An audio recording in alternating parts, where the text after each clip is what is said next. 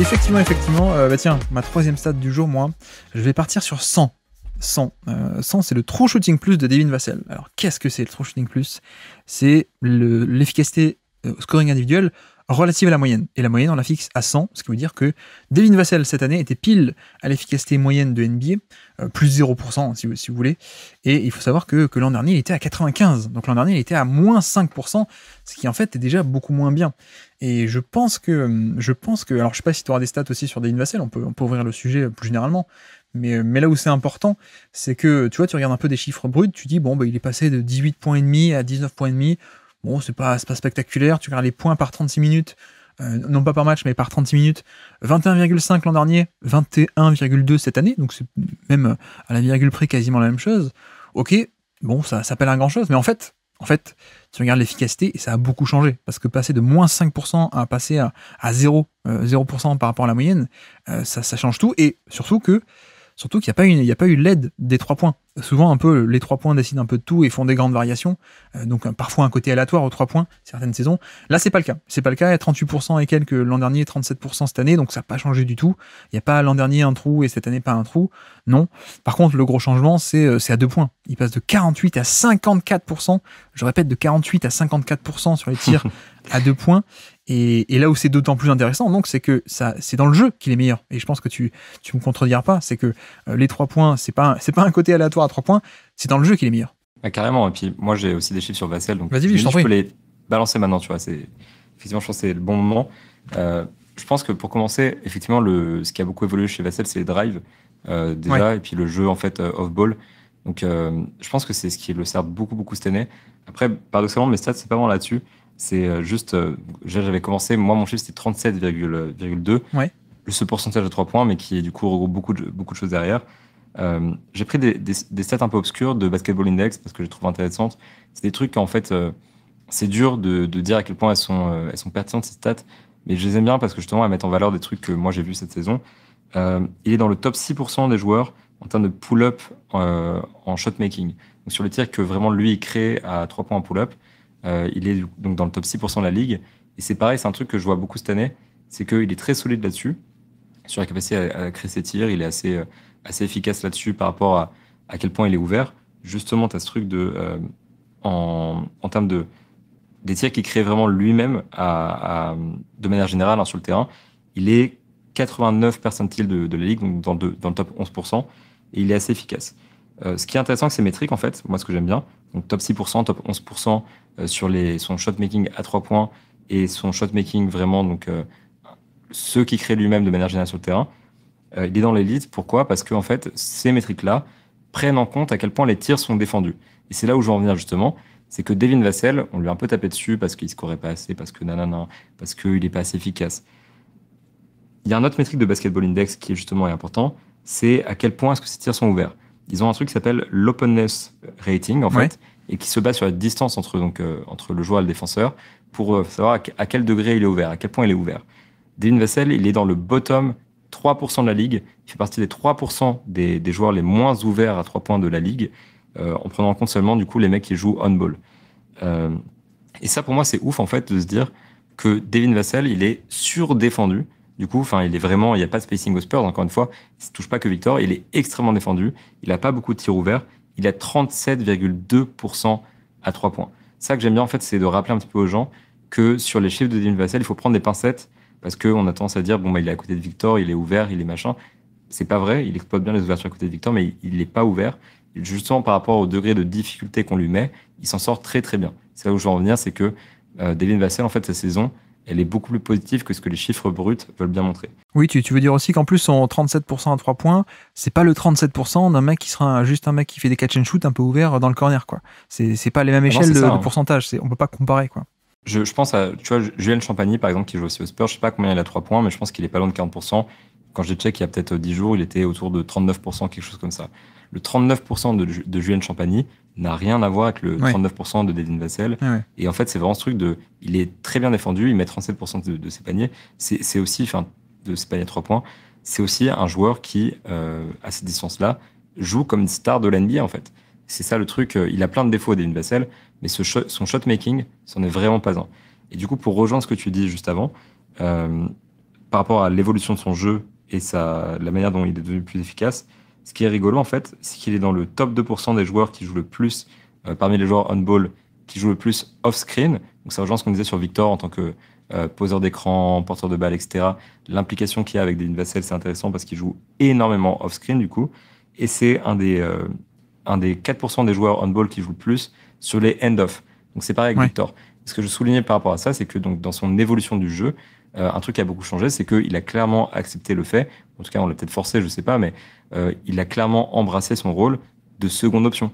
En fait, il joue à partir de Victor, il joue à partir des écrans, il joue à partir des end-off, il joue vraiment comme une seconde option.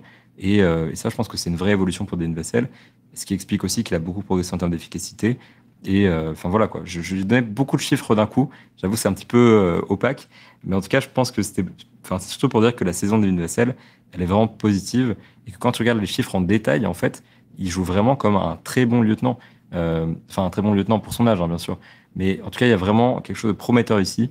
Il faut pas trop descendre Devin Vassell. Je pense qu'il fait partie de ce projet à long terme.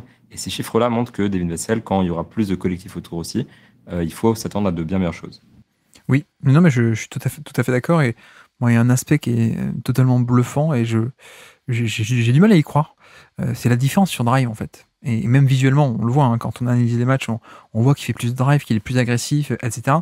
Et quand tu t'intéresses aux chiffres d'efficacité, l'an dernier, hein, donc 2023, sur les joueurs qui étaient à plus de 8 drives par match, il était à l'efficacité, à la productivité sur drive, 76e sur 79. 76e sur 79. Donc, c'est-à-dire que sur les drives, les tirs pris en fin de drive, efficacité sur ces tirs pris, plus les lancers francs provoqués ou pas, productivité globale, 76 sur 79. En 2024, sur les joueurs à plus de 8 drives par match, cette fois il n'y en avait que 69, il est 12e sur 69. Autant dire que si on met tout à plat, je vais te parler en centiles, il était dans le 4e centile, à peine mieux que 4% des joueurs qui font pas mal de drive. Cette année, il est dans le 83e centile, donc mieux que 83% des joueurs qui font beaucoup de drive en termes d'efficacité. J'ai rarement vu un truc aussi bluffant. Vraiment, c'est de passer de très mauvais à clairement très bon. De mémoire récente, je me souviens pas un mec qui a réussi à faire un tel turnaround, on va dire. Et c'est vrai que ça débloque plein de choses aussi dans le jeu. Notamment, je pense que tu seras d'accord, mais tout ce qui est passing, d'avoir cette agressivité, cette dangerosité sur le drive, bah, ok, c'est des points, mais ça débloque aussi notamment son passing que je trouve pas mal avec Wembanyama, mais même avec d'autres, quoi. Je trouve que il a encore du progrès à faire sur justement les passes qu'il arrive à faire. Genre, il voit de mieux en mieux le jeu, il arrive à faire ses passes, les décalages qu'il crée, du coup, lui permettent de créer plus pour les autres. Je pense qu'il a encore du progrès à faire en termes de playmaking et vraiment de faire les bonnes passes et bien les faire. Surtout, c'est le truc, c'est pas encore un playmaker élite. Par Oui, contre, oui. ce qui montre, effectivement, je suis d'accord sur le fait que là, en fait, il a débloqué, c'est presque comme s'il avait débloqué un nouveau rôle ou une nouvelle facette de son jeu et qui fait que, en fait, quand on commence la saison, je sens qu'un truc qui était beaucoup reproché à Devin Vassell à très juste, très justement, c'est justement les drives. Il arrive souvent à tirer à 3 points, il prend des tirs compliqués, il drive pas beaucoup. Et à un moment dans la saison, il se met à pas mal driver et on se dit, je sens qu'il fait un match, je sais pas du tout lequel, mais je sens qu'il y a un match en particulier, il drive énormément et il est très agressif sur ses drives. Et justement, en fait, le match, il est super, il met une trentaine de points. Je pense que c'est contre les Lakers, justement, où il dépasse enfin la barre des 30 points qu'il n'avait jamais dépassé dans sa carrière. Et justement, sur ce match-là, quand tu regardes bien, en fait, il drive comme un fou, il est super agressif et tu te dis, bon, en fait, c'était ça qui lui manque pour débloquer son jeu. Et à partir de ce moment-là, il s'est mis à driver de plus en plus, de manière de plus en plus agressive. À chaque fois qu'on parlait à Popovich, c'est pareil, c'est ce qu'il mettait en valeur, il est agressif, il va au panier, etc. Dans les éléments de langage des Spurs, ça revenait tout le temps, être agressif vers le panier, quand on parlait de Devin Vassell. Et je pense que c'était vraiment l'axe de progression identifié de la part des Spurs. En fait, aujourd'hui, quand tu dis que ça débloque des choses, je trouve que ça débloque tellement de choses. En fait, ça débloque des choses dans le jeu aujourd'hui, et surtout, ça débloque des choses dans les perspectives d'avenir des Spurs. Ouais. Où, en fait, Devin Vassell, aujourd'hui, t'es un joueur qui, comme je l'ai expliqué, est capable de créer tes propres tirs à 3 points de manière efficace, alors que t'es très bien défendu. C'est un joueur qui est efficace aussi, donc sur les tirs ouverts, parce que pour le coup, lui, il a pas de problème avec ça. Et c'est juste un très très bon tireur. Et aujourd'hui, tu rajoutes cette capacité à drive sur tes pick and roll avec Victor Wembanyama, sur du coup, bah, pareil, ses cuts de manière générale sont beaucoup améliorés. Sa capacité à jouer autour de Victor, c'est bien. Je l'ai souligné, sa capacité à jouer sur les end-off et off-screen, c'est pareil, ce sera précieux pour l'avenir. En fait, aujourd'hui, il a débloqué le jeu, je trouve, qu'on attend d'une seconde option à côté de Victor Wembanyama. Est-ce qu'il sera assez bon pour l'être à terme dans une équipe compétitive? Ça reste à voir, il est encore jeune et il faut qu'il progresse. Par contre, je trouve que du coup, sa progression cette année, notamment sur les drives, c'est vraiment, ça ouvre des perspectives d'avenir pour les Spurs en termes de jeu et de construction d'équipe qui sont folles. Et Devin Vassell, en fait, la saison, on en parle très peu parce que tout le monde regarde Victor et parce que on aime bien taper sur ses coéquipiers parce que c'est la mode, etc.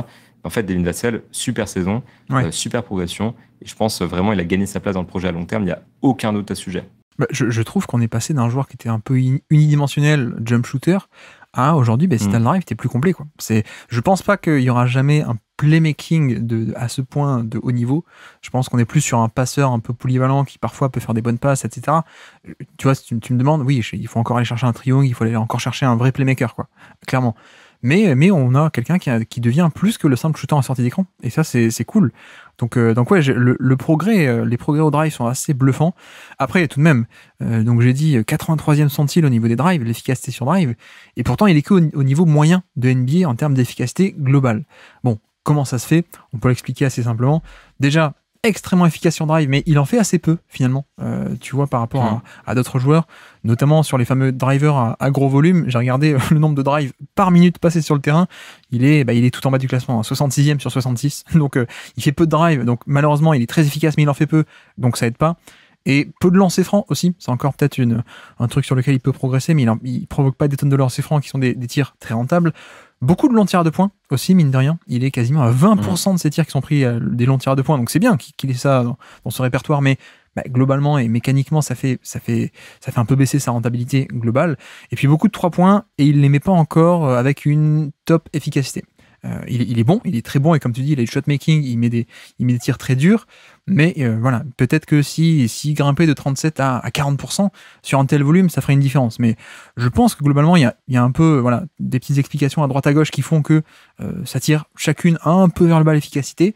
Pour l'instant, on n'est qu'au niveau NBA, mais clairement, pour moi, il existe une version All-Star de Vassell où il est à plus 5, plus 6, plus 8% par rapport à la moyenne. Et t'as un super trio, quoi. Si t'arrives à trouver ton playmaker, ton méga créateur de jeu à côté de Wembanyama et à côté de Vassell, ouais, c'est quand même pas mal. Donc pour moi, comme tu dis, grosse satisfaction aussi, même si on la voit pas, parce qu'il y a Wembanyama, mais grosse satisfaction Vassell, parce que je me souviens que tu avais essayé de me le vendre aussi dans le top 100 l'été dernier.